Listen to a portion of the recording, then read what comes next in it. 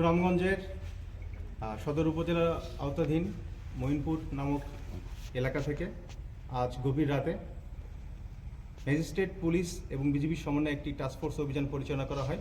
এই টাস্কফোর্স অভিযানে পরিত্যক্ত বাড়ি এবং নৌকা থেকে ভারতীয় বিপুল পরিমাণ অবৈধ পণ্য যেমন শাড়ি, লেহেঙ্গা, 3 পিস এবং কসমেটিক্স আইটেম জব্দ করতে আমরা সমর্থ হই, যার আনুমানিক সিজার মূল্য 1,57,00,000 টাকা।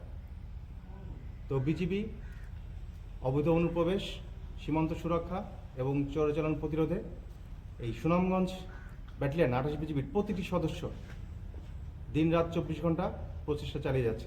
আমাদের এই ধারা অব্যাহত থাকবে।